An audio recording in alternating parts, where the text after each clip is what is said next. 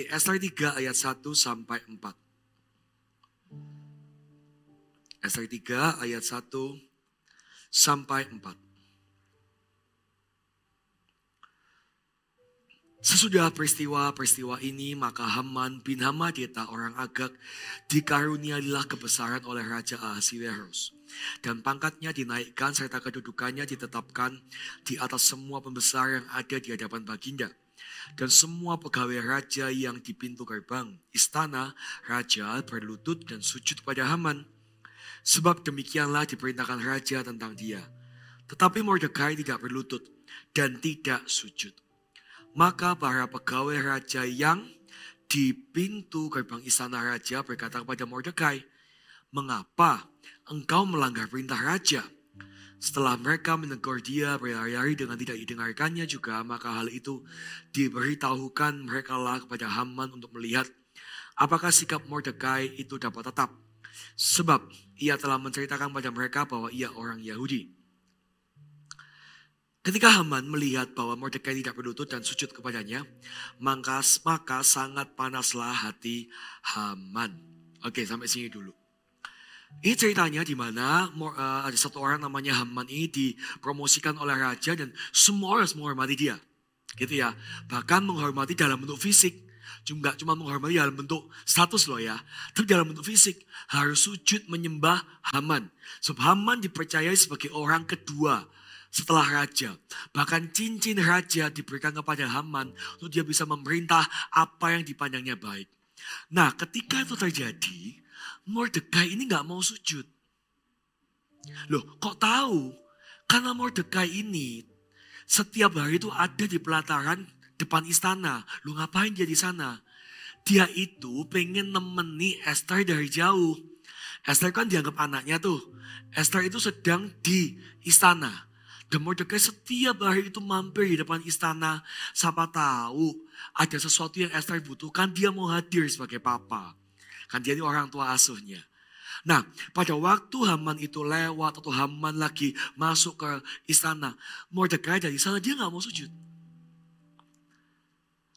Nilai apa yang kita bisa pelajari untuk yang pertama ketika kita melihat apa yang dilakukan Mordekai?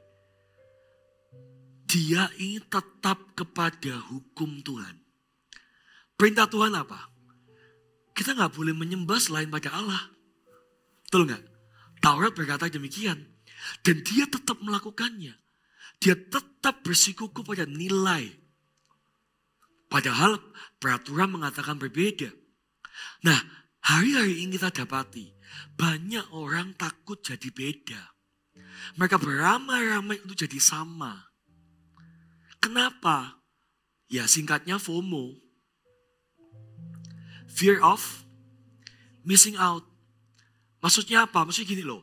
Mereka takut kalau nanti sendirian.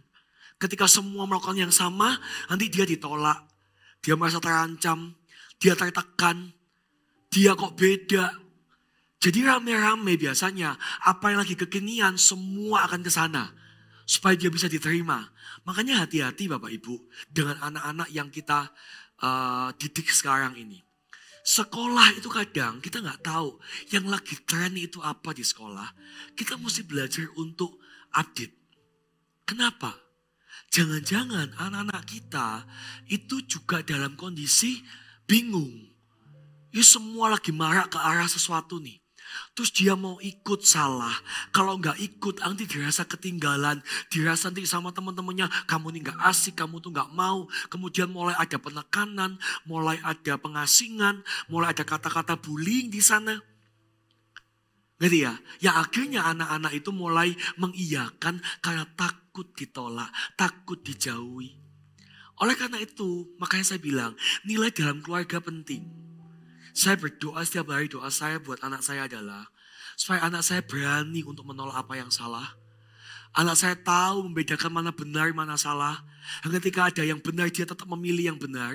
Gak peduli ya, dia cuma seorang diri. Kalau itu benar, dia harus pilih yang benar. Kita berdoa terus dan sambil tanam nilai. Saya ajari anak saya, pernah suatu saat saya kecolongan. Anak saya diajak sama teman-temannya menggambar di tembok. Sejak kecil saya tanam nilai. Menggambar itu tempatnya di kertas, di papan yang memang disengaja dibuat untuk gambar. Tembok bukanlah tempat untuk kita bisa berkreasi. Kita punya tempat-tempat yang lain untuk kita bisa menyalurkan aspirasi kita. Saya ajari mulai dia kecil. Dia tahu itu. Tiba-tiba dia gambar. Yang gambar cuma kecil. Semua teman coret-coret dia cuma gambar kecil. Gitu kan? Dia mungkin juga ada takutnya kan. Dia ambil kecil. Dia pikir kecil itu gak salah. Singkat cerita saya tahu akhirnya. Saya minta dia tanggung jawab. Saya temani. Dia datang ke rumah yang bersangkutan yang dicoret itu. Saya bilang, and now you have to say sorry. Dia takut. Dia lihat saya bilang, jadi di sini kamu maju minta maaf. Saya belajar dia tanggung jawab. Setelah selesai dia bilang, yang pertama yang punya rumah, uncle, sorry. Tadi Zoe seperti ini. Oke, setelah itu saya ajak pulang, saya tanya, kenapa Zoe coret? Zoe tahu nggak kalau itu salah? Sejak kecil diajarin bahwa ini salah loh. Iya, Zoe tahu. Kenapa Zoe gambar? Iya karena teman-teman ajak dan teman-teman bilang tuh nggak apa-apa. Toh Zoe juga dikit. Nah, bahaya loh. Kadang kebersamaan itu bisa meniadakan kebenaran atas dasar solidaritas. Ngerti maksud saya ya? Anak kita harus kuat di dalam nilai. Wrong is wrong. Kalau kita bilang dosa, sin is sin.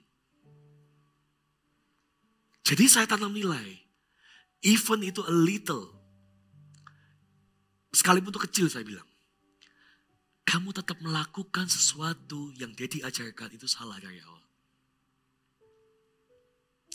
Dan saya tanya sama pemilik rumahnya.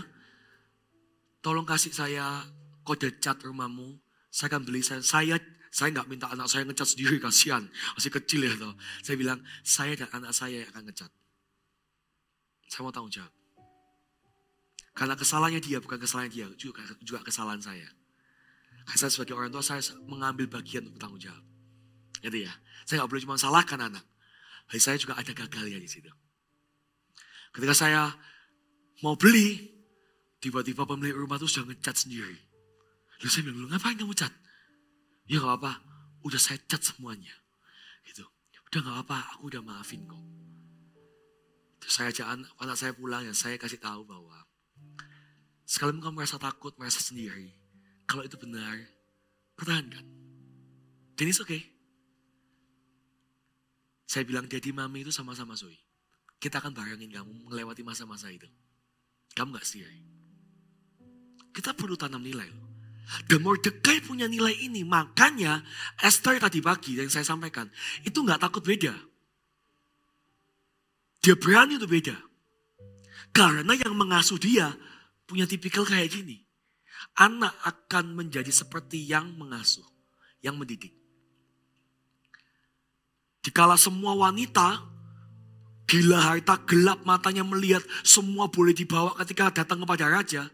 Esther gak silau sama harta dan Esther tanya sama penjaganya. Kira-kira raja suka apa? Aku hanya mau bawa seperti apa yang kamu kasih tahu. Dia gak silau loh. Dia jadi beda loh. Kenapa Esther berani beda? Karena Mordekai sebagai papa rohaninya itu orang yang berani beda. Ternyata nilai itu diwariskan. Jadi ya. Orang benar itu dimulai dari hal sederhana.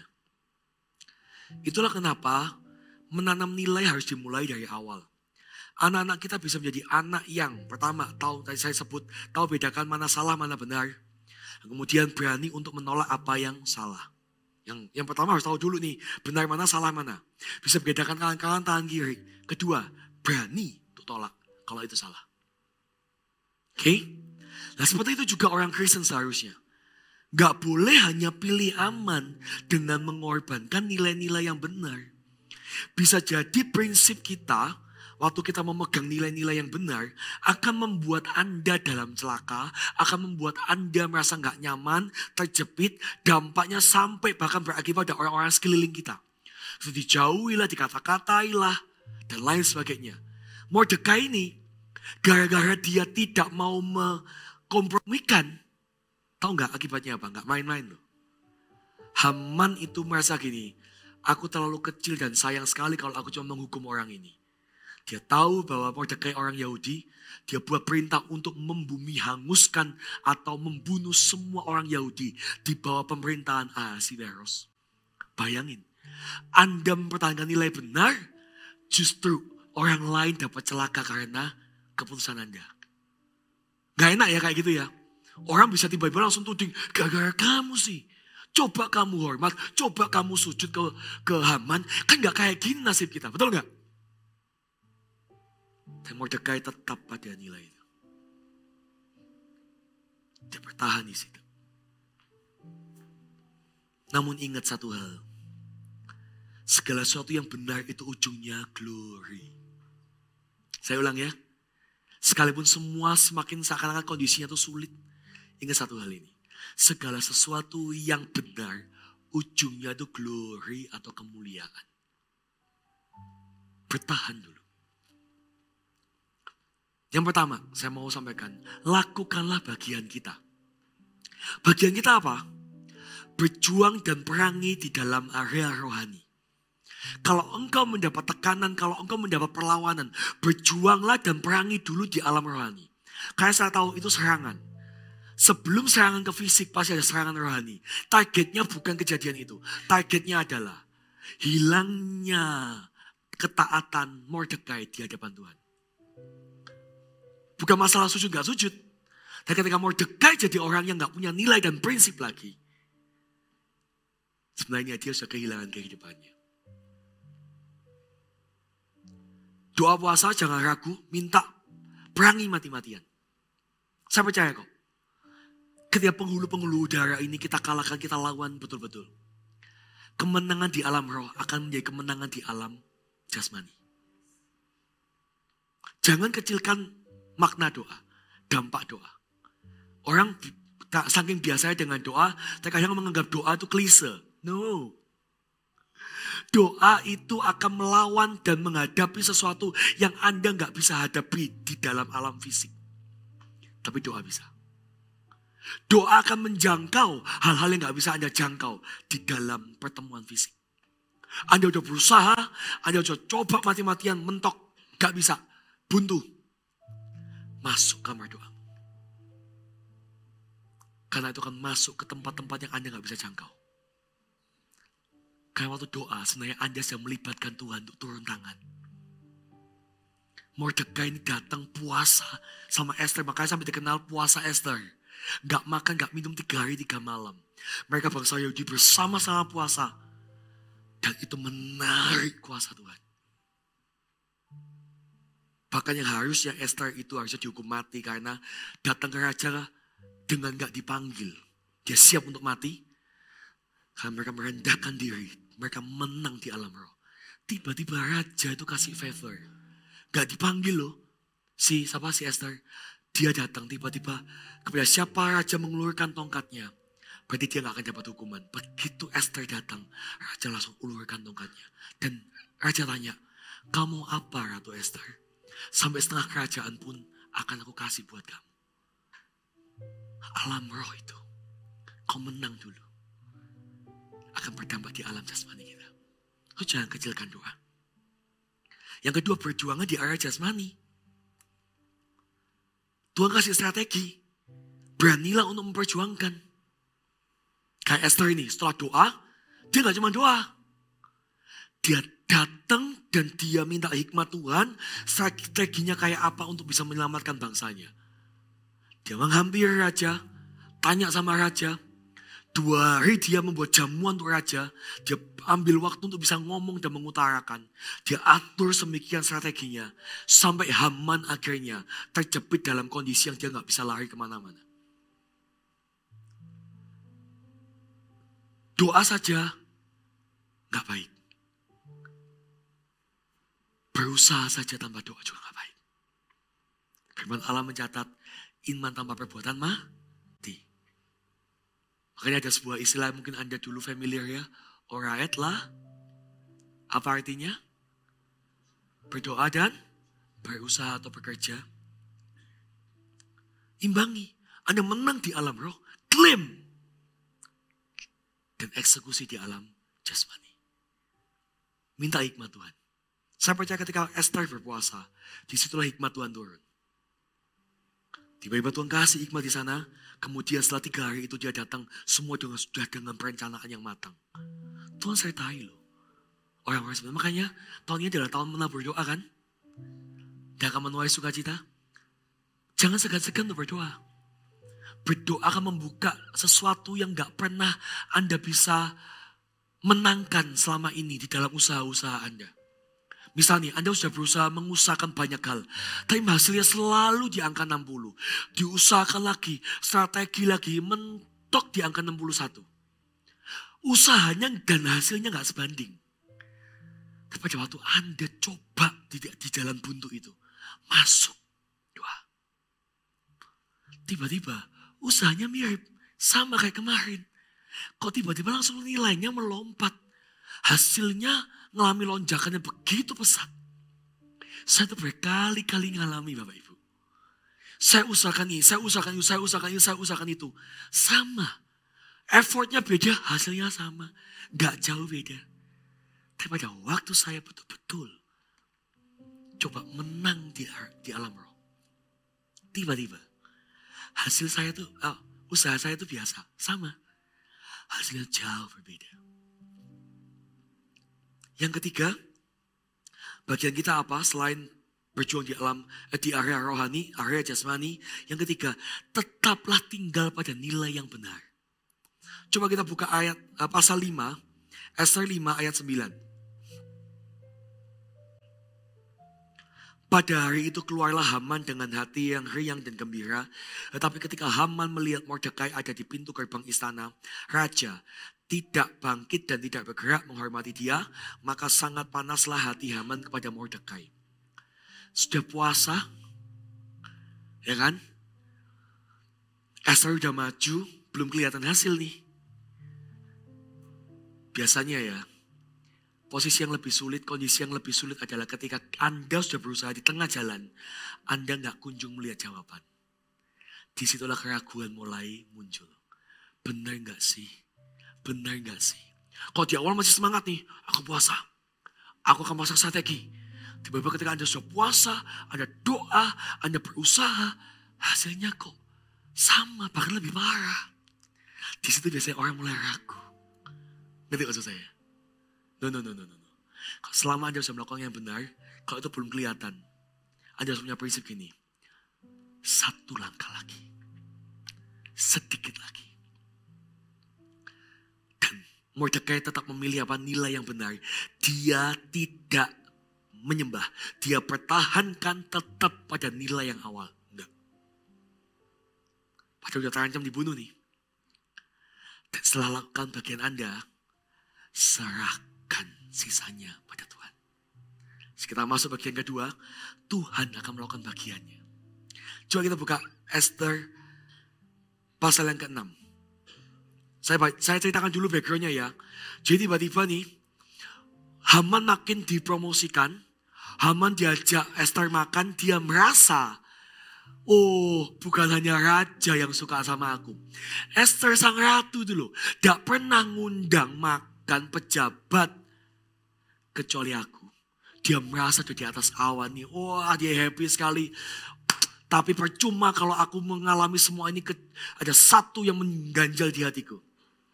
Mordekai belum sembah aku. Belum sujud ke aku. Kemudian di tengah-tengah pulang itu istrinya sama sahabat-sahabatnya bilang. Udahlah, kamu ngapain pusing sama satu orang ini. Raja ratu tuh suka sama kamu kok. Udah. Sediakan sula. Sula itu tombak ujung, tombak yang panjang. Sulakan dia, 1 orang aja. Ngapain kamu pusing 1 orang? Gak worth it. Istrinya bilang gitu. Udah bunuh aja orang ini. Dia langsung tiba-tiba oke. Dia berusaha mendatangi raja. Oke. Dari rumahnya dia. Dan dia hendak mengajukan kepada raja untuk membunuh Mordekai. Dan ingat, raja itu percaya 100% pada Haman. Apa yang Haman minta pasti dilakukan. Dan tinggal sedikit loh. Haman minta namanya Mordekai itu dibunuh. Tiba-tiba di Esther pasal 6. Saya bacakan aja dulu. Ceritanya gak usah baca ayatnya ya. Raja itu gak bisa tidur. Ketika raja gak bisa tidur, minta dibacakan piagam-piagam isinya tentang histori atau sejarah. Dan di sejarah itu disebutkan sebuah cerita bahwa ada orang Yahudi yang namanya Mordekai dulu pernah berjasa kepada raja, membongkar sebuah rancangan jahat kudeta dari para sida-sida yang hendak membunuh raja. Dibukalah cerita itu, raja akhirnya selamat. Dan raja tanya kepada para pegawainya, hadiah apa yang telah dianugerahkan pada Mordekai yang sudah menolong aku? Gak ada, tidak ada hadiah dan penghargaan apapun. Kaget dong raja. Duh, kok bisa? Lagi dia berpikir kayak gitu, Haman datang. Hendak menyatakan mau membunuh Mordekai. Kemudian sebelum Haman cerita, raja tanya, Haman, kira-kira menurutmu pada orang yang raja berkenan, kira-kira penghargaan apa yang perlu dilakukan untuk orang-orang seperti ini? Haman pikir, siapa lagi yang bakal dipromosikan selain aku? Betul nggak? Dia nggak tahu kalau itu Mordekai. Haman bilang, kalau orang yang berkenan, pada raja itu berkenan, harusnya dia dinaikkan kudanya raja sendiri. Dia mikir itu buat dia.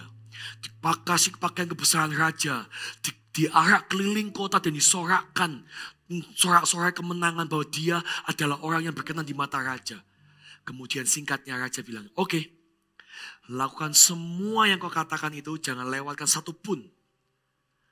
Dan hari ini bawa Mordekai keliling dan perlakukan dia seperti yang kau katakan. Pertolongan Tuhan itu tipis. Makanya ada istilah indah pada waktunya. Ada kalimat di ayat yang lain berkata, Tuhan tidak pernah terlambat. Ketika kita melakukan bagian kita dan kelihatan gak ada ujungnya, gak ada hasilnya. Seakan-akan kok percuma ya. No. Ketika Anda sudah melakukan bagian Anda, Allah sudah melakukan bagiannya. Gak tahu caranya gimana, kok bisa. Raja gak bisa tidur. Terus yang dibacakan cerita Mordekai itu gak kebetulan. Berapa piagam di dalam kerajaan dan kok bisa dibuka adalah ceritanya Mordekai. Ngerti maksud saya? Tuhan akan tolong kita pada saatnya. Kenapa? Karena engkau tetap bersikukuh hidup dengan nilai yang benar. Sebab ada upah untuk orang-orang benar. Oke? Dan berikutnya, Tuhan akan tinggikan diri kita atas orang-orang yang menekan kita. Saya waktu tulis ini, saya gak sadar ternyata minggu lalu Pastor Philip juga ngomong ini. Ingat gak ibadah yang kedua gak salah? Judulnya apa saya lupa. Tapi apa? Hah? Oh bukan, ibadah berapa ya? Intinya ada orang-orang itu yang menekan kita, orang-orang yang untuk kita. Tuhan itu akan bertindak untuk orang-orang ini. Saya lupa. Tapi coba buka di Yesaya kitabnya, selain saya ya. Apa?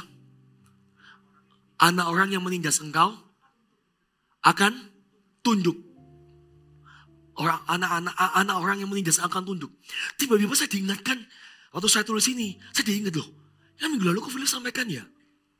Ternyata bagian untuk meninggikan hidup kita itu bagian Tuhan. Waktu engkau bertahan dengan nilai yang benar, Tuhan akan tinggikan dirimu atas orang yang menekanmu. Bayangin, Haman yang mau bunuh Mordekai gak bisa apa-apa, dia gak punya jabatan. Tiba-tiba ditinggikan oleh raja. Dan yang disuruh meninggikan, yang disuruh melayani Mordekai, tahu gak siapa? Haman. Di Haman tuh berjalan dengan Mordekai naik kuda. Haman tuh yang sorak-sorai buat Mordekai. Dalam hatimu Haman, kok bisa posisi kayak gini? Itu pertolongan Tuhan. Makanya ada ayat Roma 12 ayat 19. Coba dibuka isinya aja ya, boleh ya, saya dapat ya. Roma 12 ayat 19. Saudara-saudaraku yang kekasih, janganlah kamu sendiri menuntut pembalasan, tapi berilah tempat pada murka Allah. Sebab ada tertulis, pembalasan itu adalah hakku. Akulah yang akan menuntut pembalasan. Firman Tuhan. Jangan lakukan bagian kita untuk mengerjai balik orang itu. Chill aja, tenang aja. Allah akan bertindak untuk kita. Amin. Dan yang terakhir, Esther 10. Sebelum Esther 8 dulu deh. Esther 8 ayat 1-2. Pada hari itu juga Raja Ahasiweros mengaruniakan apa? Harta milik Haman seluruh orang Yahudi kepada Esther, sang ratu. Jadi hartanya Haman tadi itu, orang fasik tadi itu, tiba-tiba semua dikasih pada Esther. Dan Mordekai masuk menghadap raja. Karena Esther telah memberitahukan apa pertalian Mordekai dengan dia. Maka raja mencabut apa? Cincin meterai yang diambil daripada Haman. Lalu diserahkannya kepada Mordekai. Dan Mordekai diangkat oleh Esther dari kuasa atas harta milik Haman. Tuhan pindahkan semua harta bangsa-bangsa. Bahkan orang fasik milik Haman. Kekuasaan, pengaruh, otoritas, dan kekayaannya. Yang awal dikasih kepada Esther. Esther mengangkat Mordekai sebagai pengelola harta Haman. Ketika engkau bertahan dengan nilai yang benar, maka harta bangsa-bangsa akan Tuhan titipkan atasmu. Karena terbukti engkau adalah orang yang pantas untuk dipercayai. Karena engkau bertahan dengan prinsip-prinsip yang benar. Tuhan pindahkan harta orang fasik dan promosi untuk anak-anaknya. Saya mau tanya, siapa bilang ikut Tuhan itu percuma? Kita gak bisa sih menuntut upahnya kita kayak apa. Tapi ingat, ikut Tuhan itu selalu ujungnya glory. Kita gak bisa ngelihat bukan berarti gak ada. Kita belum bisa melihat jawaban bukan berarti gak akan ada jawaban. Kita belum bisa melihat pintu keluar bukan berarti gak akan ada pintu keluar. Mordekai adalah contohnya. Kenapa Esther hidup dengan takut akan Tuhan? Kenapa dia sungguh-sungguh punya nilai yang baik? Karena Mordekai pengasuhnya kayak gini. Orang tua, Anda calon orang tua mungkin. Hiduplah sungguh-sungguh untuk Tuhan. Karena yang mewarisi bukan hanya engkau, tapi anak-anakmu juga. Anak-anak muda, hari ini, kalau kamu menghadapi tantangan, semua itu jadi melakukan hal-hal yang salah, mengikuti sebuah tren yang salah. Jangan takut, jadi beda. Selama itu benar, pertahankan apa yang benar. Saya pernah ditanya sama seorang anak muda yang tanya sama saya, kok kenapa kita harus beda kok? Saya tanya pertanyaan sederhana, kenapa kita harus sama? Saya gak marah, saya cuma tanya balik, dia gak bisa jawab. Dia tanya, kenapa kok kita harus beda? Kenapa gereja anak Tuhan harus beda kok? Saya tanya, sederhana aja pertanyaan saya. I will answer your question, but let me know, bisa jawab pertanyaan ini gak? Kenapa kita harus sama? Karena bukan masalah sama atau beda. Tapi malah prinsip yang benar, itu yang kita pilih. Jadilah orang yang memegang prinsip. Di tengah-tengah dunia yang makin bengkok ini. Yang makin arahnya gak jelas. Nilai yang semakin bias, yang semakin ambigu dan abu-abu. Jadilah orang yang jelas. Kau pilih hitam atau putih gak bisa keduanya. Choose now. Amin. Sehingga orang dapat mengikutimu. Saya tutup dengan ini, saya minta PAW boleh ready. Keuntungan orang yang hidup dengan prinsip apa?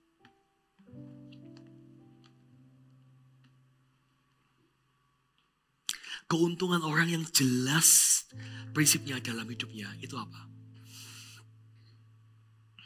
Orang ini akan jadi pribadi yang mudah diikuti orang lain.